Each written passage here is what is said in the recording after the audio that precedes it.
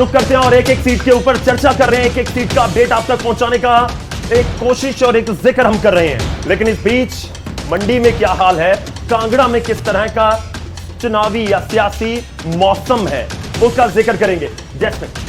बिल्कुल, तो कांगड़ा से विचित्र हमारे साथ जुड़े हुए हैं, शिमला से हमारे सहयोगी हमारे साथ जुड़े हैं और सभी 12 जिलों से हमारे साथ हमारे तमाम सहयोगी जुड़ेंगे। 59 मतगणना केंद्रों से हमारे साथ हमारे तमाम सहयोगी जुड़ेंगे और उनका हम रुख करेंगे और उनसे ये जानने की कोशिश करेंगे कि क्या कुछ वहां पर इस वक्त हाल है और किस तरीके से रुझान आने वहां पर शुरू हो गए। लेकिन इस बीच कांगड़ा से विचित्र हमारे साथ जुड़े हुए हैं। विचित्र, कांगड़ा सबसे बड़ा जनपद, सारी राजनीतिक पार्टियों का केंद्र और ये माना जाने वाला जिला कि कांगड़ा में जिसकी सीटें सबसे ज्यादा आ गई, मान लीजिए उन्होंने सत्ता हासिल कर ली, ये कांगड़ा के बारे में धारणा रही है।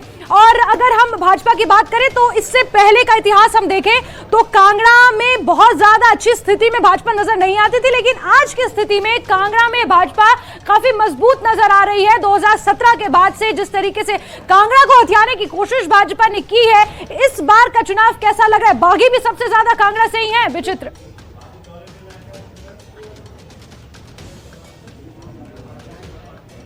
जैस्मिन, बिल्कुल आप बिल्कुल सही कह रही हैं कि हमेशा से ही हिमाचल प्रदेश में अगर शिमला का रास्ता अख्तियार करना है तो उसके लिए कहीं ना कहीं कांगड़ा को महत्ता दी जाती है। और कांगड़ा में कहा यह जाता है, ये धारणा रही है कि 9 से 12 सीटें जो भी दल जो है यहाँ से ले लेता है, वही जो है वो शिमला में राजधानी में जाकर जो है अपना अस्तित्व कायम करता है, अपनी सरकार बनाता है। लिहाजा आज भी वही स्थिति जो है वो बनी हुई है और जो भी दल जो है यहाँ से उम्मीद है कि 9 से 12 सीटें हासिल करेगा, वही जो है वो अपनी सरकार बनाएगा।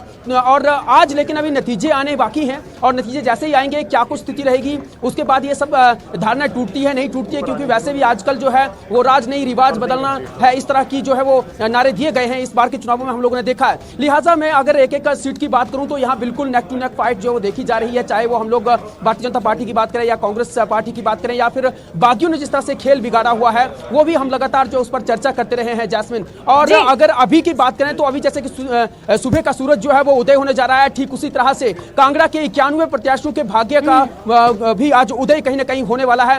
किसके भाग्य का उदय होता है, किसके भाग्य में जो है वो ये राज लिखा है नहीं लिखा है, ये तमाम सारी चीजें जो है वो थोड़ी देर के बाद जो है वो सामने आने वाली है। लेकिन फिलहाल हम ये मतगणना की बात करें तो मैं आप तस्वीरें साझा करना चाहूंगा अपने दर्शकों के साथ। फिलहाल देख सकते हैं इस वक्त हम लोग जो है वो धर्मशाला में जो काउंटिंग सेंटर है प्रयास भवन में, वहां पर हम लोग मौजूद हैं और एक्टिविटीज जो है वो शुरू हो चुकी है। अब से थोड़ी देर के बाद जो है 8 बजे मतगणना शुरू हो जाएगी और सबसे पहले पोस्टल बैलेट पेपर्स की जो है वो मतगणना होगी। 8 से 8:30 बजे का ये वक्त तय किया गया है। उसके बाद जो है ईवीएम्स की बिल्कुल तस्वीरें हम बिल्कुल देख पा रहे हैं, लेकिन आप जो यहाँ पर जिक्र किया है धर्मशाला का, और धर्मशाला में ही आप वहाँ मौजूद है, धर्मशाला का यहाँ पर जिक्र किया गया है और धर्मशाला में सुधीर शर्मा एक बहुत बड़ा नाम है, कांग्रेस पार्टी का एक बहुत बड़ा चेहरा है और ये माना जा रहा था कि टिकट आवंटन में भाजपा ने जिस तरीके से टिकट आवंटन किया है, कहीं ना कहीं वो एक फेल साबित होगा भाजपा के लिए। और इसमें धर्मशाला सीट का भी नाम आया था कि सुधीर शर्मा के सामने किसी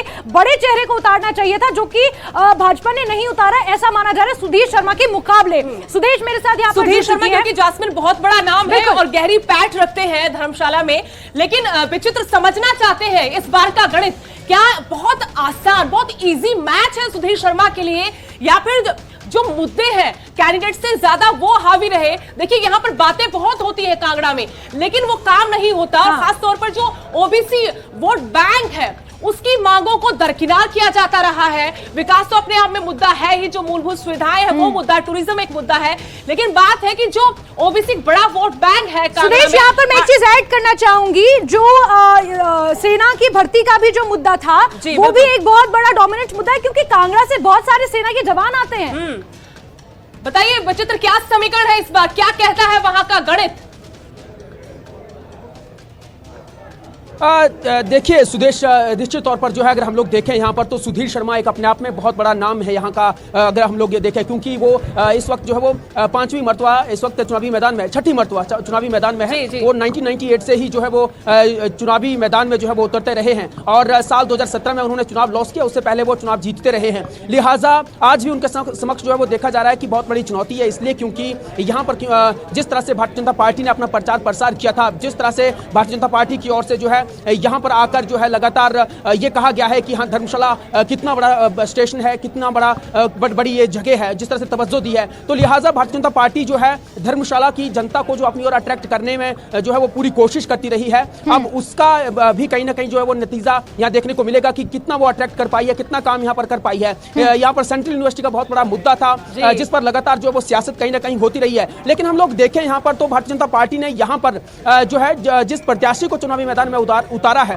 वो उस तरह से कहा जा सकता है कि उस कद के तो यानी कद्दावर नेता नहीं थे भारतीय जनता पार्टी के, बहुत से कद्दावर नेता थे, उनको दरकिनार करते हुए उन्होंने कहीं ना कहीं बागी नेता मसला है यहाँ पर। बिल्कुल, और शायद यही वजह थी कि कांगड़ा में काफी भूचाल देखने को मिला। ज्वालामुखी की बात करें, देहरा सीट की बात करें, इसके अलावा कई ऐसी सीटें हैं कांगड़ा की अगर हम खुद की कांगड़ा विधानसभा सीट की बात करें तो वहां पर पवन काजल कांग्रेस से आए, हालांकि बहुत पहले वो भाजपा में ही थे, लेकिन घर वापसी उन्होंने कहा कि मेरी घर वापसी हुई है। तो पवन काजल है, फिर लखविंदर राणा है, फिर उसके बाद धवाला है, फिर रविंद्र सिंह रवि है, ये वो होशियार सिंह है, ये वो तमाम नाम है जिनकी वजह से कांगड़ा की राजनीति में अच्छा खासा भूचाल देखने को मिला है। होशियार सिंह को टिकट की पूरी उम्मीद थी देहरा से, लेकिन धवाला को दे दिया, तो खुले मंच से वो चैलेंज करते आए कि आइए लड़के दिखाइए। बिल्कुल ये हलचलें रही पिछले कुछ दिनों में। 12 नवंबर से लेकर आज की तारीख तक हम विश्लेषण करते रहे कि आखिरकार क्या होगा। चलिए कुछ देर बाद जब ईवीएम खुलेगी, मतगणना की शुरुआत होगी, तो सबसे पहला रुझान, सबसे पहला परिणाम सिर्फ और सिर्फ न्यूज 18 पर आपको देखने को मिलेगा। फिलहाल यहां पर रुकेंगे छोटे से ब्रेक के लिए, कहीं मत जाइएगा, हमारी महा कवरेज लगातार जारी रहेगी।